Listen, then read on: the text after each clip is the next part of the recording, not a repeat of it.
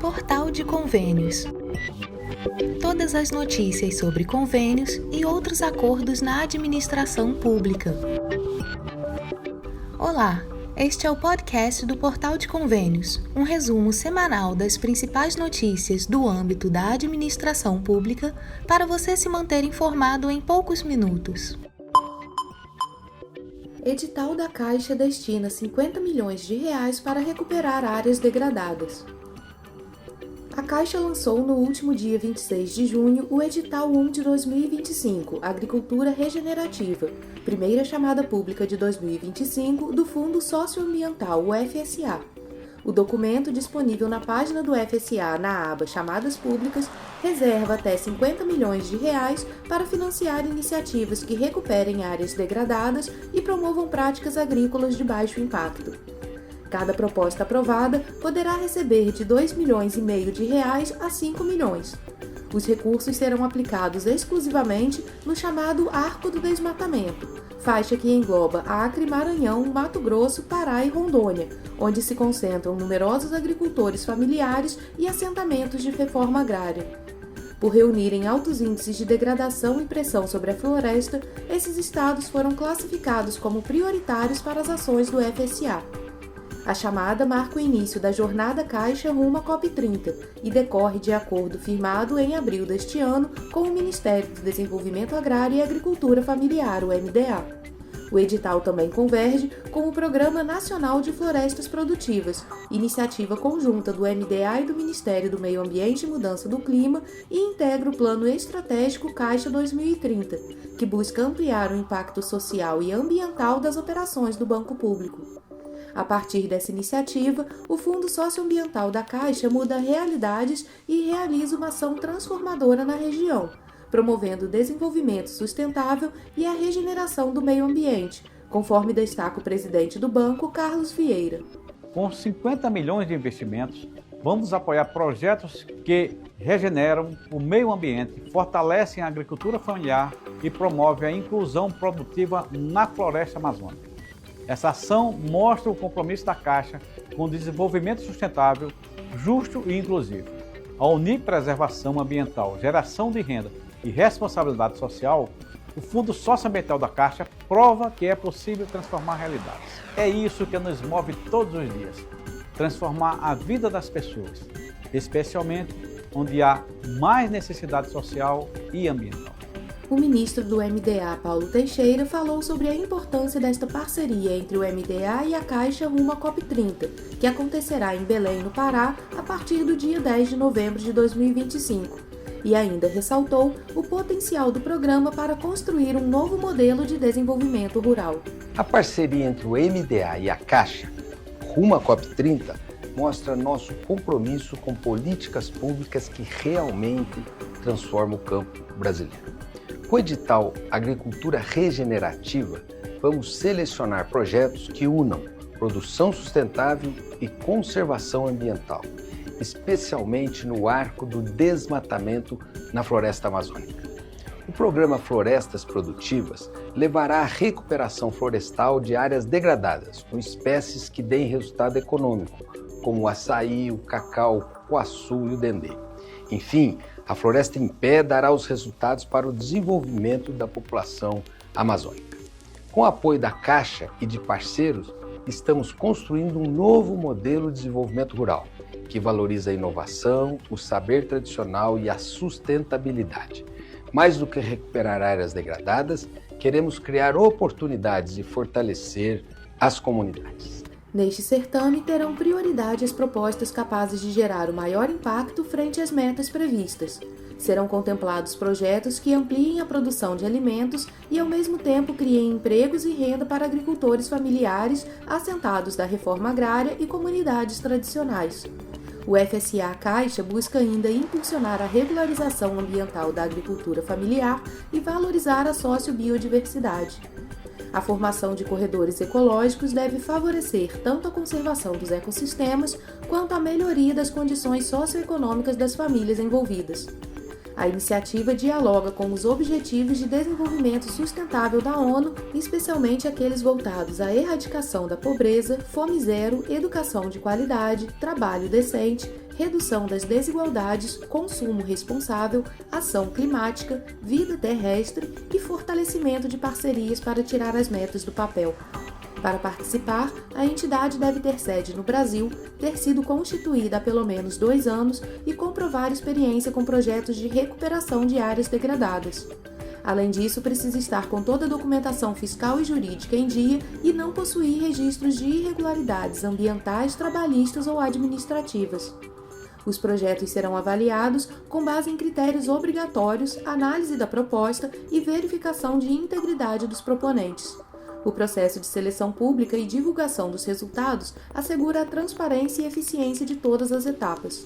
As inscrições ficam abertas até às 10 horas de 18 de agosto e são realizadas na página do Fundo Socioambiental no site da Caixa. Podem participar associações, fundações, cooperativas e ONGs com atuação em agricultura familiar. FPM, valor repassado é 8% maior e 13 municípios foram bloqueados. Os municípios brasileiros partilharam na segunda-feira, 30 de junho, o valor da terceira parcela de junho do Fundo de Participação dos Municípios, o FPM. O montante transferido pela União aos cofres municipais chegou a 5,1 bilhões de reais.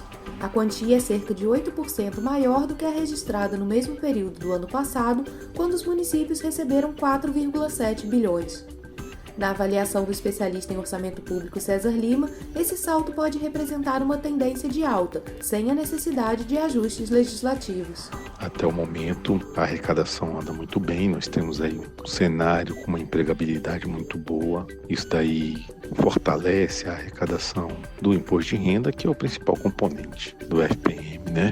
E até o próprio IPI, né, teve aí um aumento. E agora com essa queda da inflação, né, com uma maior convergência para o centro da meta, vamos esperar que a situação fiscal melhore e que os juros comecem a descer, uma coisa que vai melhorar ainda mais aí a arrecadação do FPM. Entre os estados, o que recebe a maior parcela é São Paulo, com um total acima de 639 milhões de reais.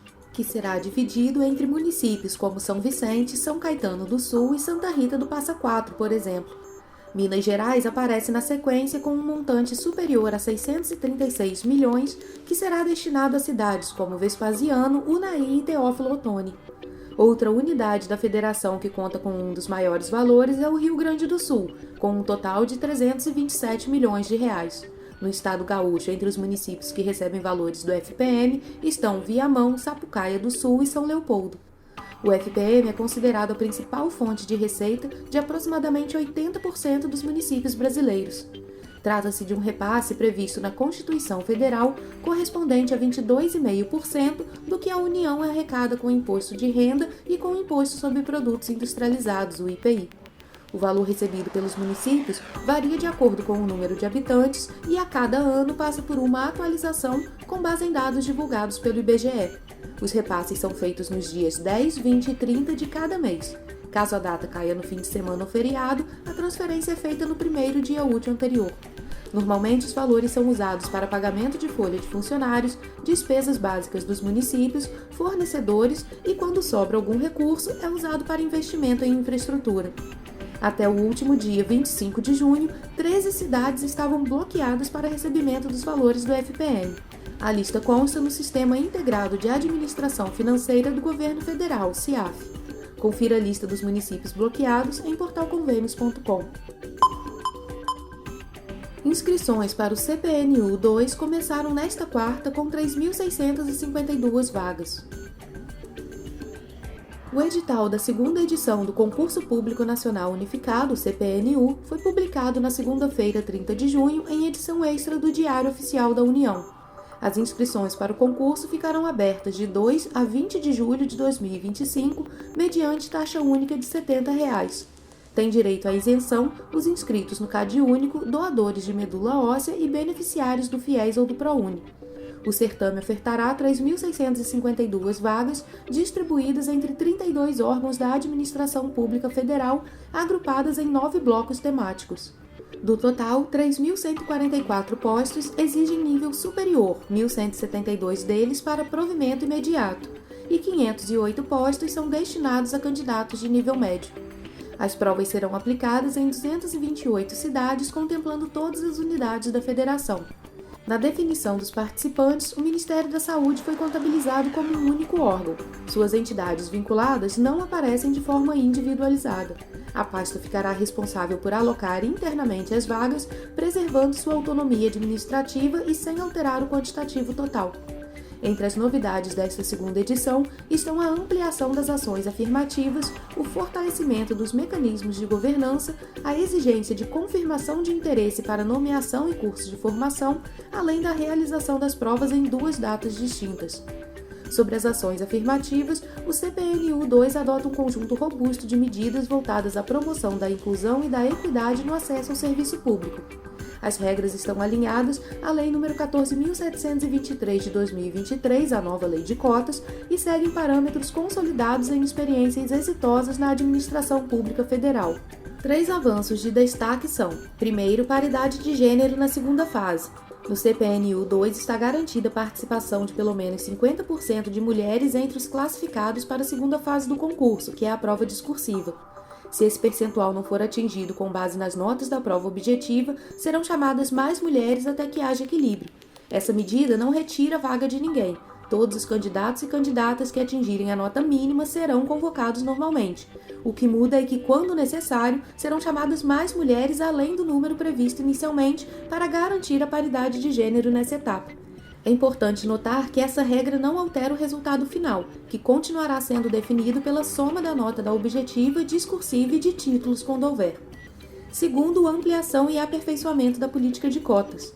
Os percentuais de reserva de vagas obedecem à legislação vigente, assegurando maior representatividade dos seguintes grupos: 25% para pessoas pretas e pardas, 3% para indígenas, 2% para quilombolas e 5% para pessoas com deficiência. Com isso, 35% das vagas estão destinadas a ações afirmativas, fortalecendo a presença de grupos historicamente subrepresentados no serviço público.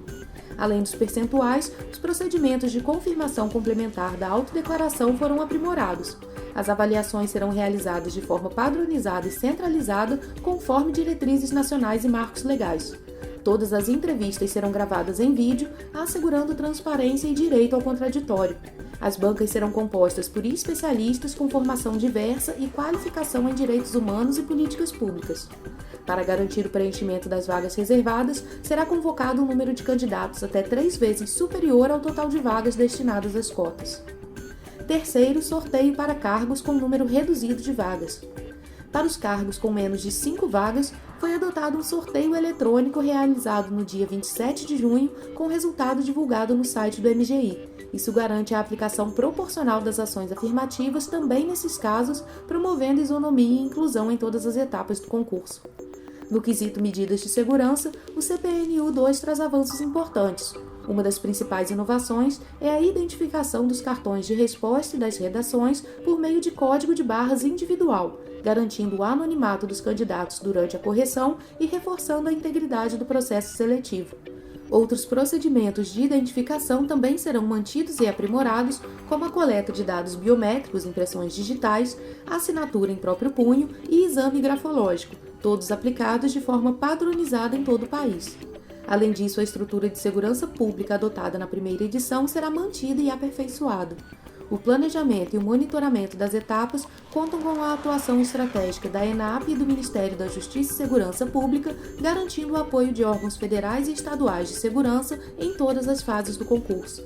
O esquema de monitoramento contínuo prevê fiscalização próxima, capacitação constante das equipes e a atuação de um grupo de gestão de crise formado por órgãos governamentais. Sobre as etapas do concurso e critérios de classificação, as provas do CPNU2 foram estruturadas para garantir um processo avaliativo justo, técnico e compatível com as exigências do Serviço Público Federal. Cada etapa foi pensada para assegurar a seleção de candidatos e candidatas com formação, habilidades e valores alinhados à função pública. O certame será conduzido em 2 fases principais de provas, seguidas de etapas complementares conforme a natureza do cargo. A classificação dos candidatos será definida com base na nota final ponderada, NFP, calculada a partir da soma dos seguintes componentes: nota da prova objetiva, nota da prova discursiva, nota de avaliação de títulos quando exigida para o cargo ou especialidade. Na fase 1, a prova objetiva será composta por questões de múltipla escolha, com 5 alternativas e apenas uma correta. A aplicação ocorrerá no dia 5 de outubro de 2025, com estrutura diferenciada conforme o nível de escolaridade. Nível superior, 90 questões, 30 de conhecimentos gerais mais 60 de conhecimentos específicos. Horário das 13 às 18 horas, com duração de 5 horas. Nível intermediário, 68 questões, 20 de conhecimentos gerais mais 48 de conhecimentos específicos. Horário das 13 às 16h30, com duração de 3 horas e meia. O resultado da prova objetiva e a convocação para a segunda fase serão divulgados em 12 de novembro de 2025. Na fase 2, a prova discursiva está prevista para o dia 7 de dezembro. Essa etapa avaliará a capacidade de argumentação, clareza e domínio do conteúdo. O nível superior terá 2 questões discursivas. O horário da prova será das 13 às 16 horas, com duração de 3 horas. O nível intermediário fará uma redação dissertativa argumentativa. O horário será das 13 às 15 horas, com duração de 2 horas. Na fase 3 ocorre a avaliação de títulos. De caráter classificatório, essa etapa será exigida apenas para cargos e especialidades que a prevêem no edital.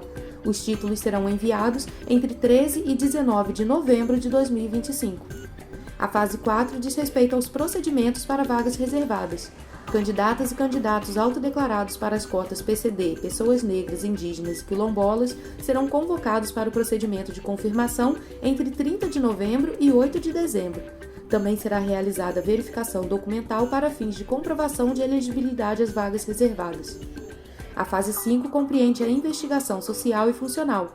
De caráter eliminatório, será exigida exclusivamente para os cargos de analista técnico de Justiça e Defesa. Na fase 6, ocorre a apresentação e defesa de memorial e prova oral. Aplicada apenas para cargos e especialidades específicas, essa fase será eliminatória. O concurso terá ainda uma segunda etapa que compreende curso ou programa de formação. Para determinados cargos, haverá um curso ou programa específico com caráter eliminatório e classificatório. A participação estará condicionada à confirmação prévia de interesse por parte dos candidatos aprovados. A distribuição regional das vagas do CPNU-2 contempla todas as regiões do país, com 135 vagas destinadas à região Norte, 165 ao Nordeste, 814 ao Sudeste, 54 ao Sul e 4 ao Centro-Oeste, exceto o Distrito Federal. O Distrito Federal concentra 2.089 vagas devido à presença majoritária dos órgãos da administração pública federal. Outras 391 vagas serão alocadas de forma flexível, conforme as necessidades da administração pública. A segunda edição do concurso público unificado traz avanços importantes em relação à edição anterior, com melhorias em inclusão, governança, segurança e estrutura das provas.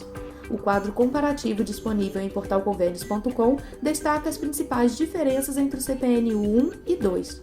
Também no site você encontra o cronograma do concurso e o link para acessar o edital na íntegra.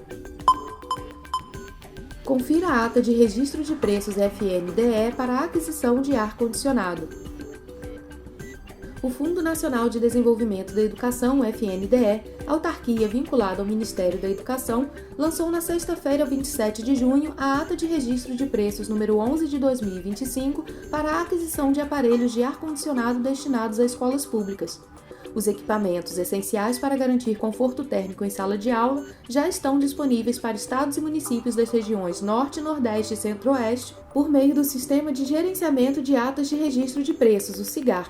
A ata tem validade de 1 ano até 30 de junho de 2026, podendo ser prorrogada por igual período. O projeto prevê ainda a liberação de novas atas para atender redes de ensino de todo o país. A iniciativa visa proporcionar ambientes escolares mais saudáveis e confortáveis, contribuindo para o rendimento dos estudantes em regiões caracterizadas por altas temperaturas. Os aparelhos de ar-condicionado disponíveis nas medidas de 24.000 e 30.000 BTUs são do tipo split de parede e possuem tecnologia inverter que permite ajustar a potência de acordo com a necessidade de refrigeração do ambiente, resultando em um consumo de energia mais eficiente e estável. Além disso, oferecem baixo nível de ruído, função repouso e controle remoto sem fio e com visor. O processo de adesão às atas é totalmente digital, realizado por meio do Sistema de Gerenciamento de Atas de Registro de Preços. Com fornecedores previamente cadastrados e condições de compra padronizadas, o procedimento elimina etapas de licitação, economiza tempo e reduz custos administrativos. Dependendo da origem dos recursos, transferência direta via termos de compromisso ou verbas próprias, o cadastro e a solicitação seguem fluxos específicos detalhados nos manuais do SIGAR, vinculados ao Sistema Integrado de Monitoramento, Execução e Controle. De acordo com Leilane Barradas, diretora de administração do FNDE, o sistema de atas de registro de preços elimina entraves técnicos e financeiros. Ela destaca que muitos entes não têm estrutura para licitações complexas, e essas atas garantem qualidade, preços justos e agilidade, permitindo que gestores invistam tempo no que mais importa, o aluno. Além dos equipamentos de ar-condicionado, o FNDE mantém atas vigentes para diversos itens essenciais à educação pública. Alguns exemplos são ventiladores escolares, ata prorrogada até 30 de abril de 2026, oferecendo ventiladores de parede para todo o país com valores unitários de R$ 194,50 a R$ 229. Ônibus escolares, 4 atas com vigências entre 4 a 28 de dezembro de 2025, com 9 modelos de ônibus rurais e urbanos acessíveis, custando de R$ 421.900 a R$ 729.500 por veículo. Materiais escolares, 6 atas com vigências entre 8 a 29 de agosto de 2025, incluindo cadernos, lápis de cor, canetas, réguas, esquadros e outros itens essenciais. Mobiliário escolar, 8 atas, vigência de 13 de setembro a 2 de outubro de 2025, oferecendo conjuntos de mesas e cadeiras para alunos e professores, além de mesas adaptadas para pessoas com cadeira de rodas. E equipamentos de cozinha, 8 atas com vigência de 27 de fevereiro a 11 de abril de 2026, com bebedouros, batedeiras, liquidificadores, fogões, geladeiras e balanças de plataforma. Confira em portalconvênios.com a ata de registro de preços número 11 de 2025 e as demais atas vigentes do FNDE. Nova regra veda acumular Bolsa Família e benefício de prestação continuada. A Lei nº 15.077 de 2024 promoveu ajustes importantes no benefício de prestação continuada, o BPC, voltado a idosos com 65 anos ou mais em situação de vulnerabilidade e a pessoas de baixa renda com deficiência. A principal inovação é a redação clara de que o pagamento só será devido quando a renda mensal bruta familiar, dividida pelo número de integrantes, for igual ou inferior a 1/4 do salário mínimo. Antes, bastava que o valor fosse inferior a esse patamar, formulação que gerava interpretações divergentes. Outro ponto de destaque é a definição expressa de renda mensal bruta familiar. Trata-se da soma de todos os rendimentos recebidos mês a mês pelos membros do núcleo familiar, sem deduções não previstas em lei. Para o advogado especialista em direito previdenciário Washington Barbosa, a mudança tende a restringir a base de beneficiários, já que despesas antes consideradas para abater a renda não serão mais aceitas, estreitando o funil do acesso ao BPC.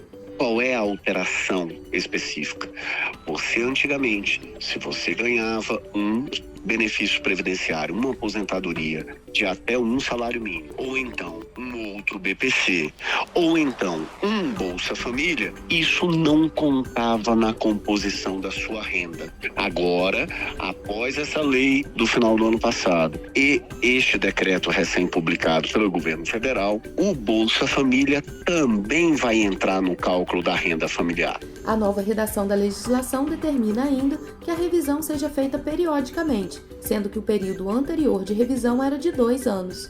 Em relação aos requisitos para a manutenção do benefício, a nova redação passou a exigir registro biométrico, além da inscrição no CPF e no Cadastro Único para Programas Sociais do Governo Federal, o CadÚnico. O benefício será concedido ou mantido apenas quando o interessado estiver inscrito no CadÚnico com as informações atualizadas há no máximo 24 meses. Para o Washington Barbosa, as mudanças vão impactar de forma negativa os beneficiários do BPC.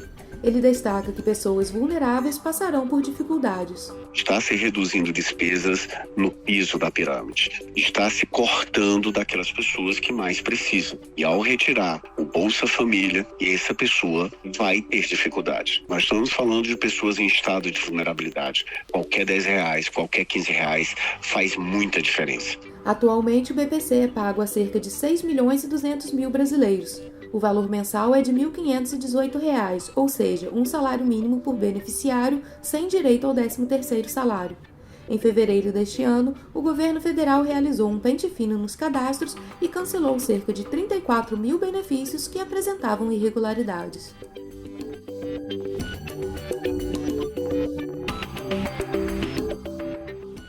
Você ouviu mais um podcast do Portal de Convênios, te atualizando sobre projetos, prazos e ações em administração pública.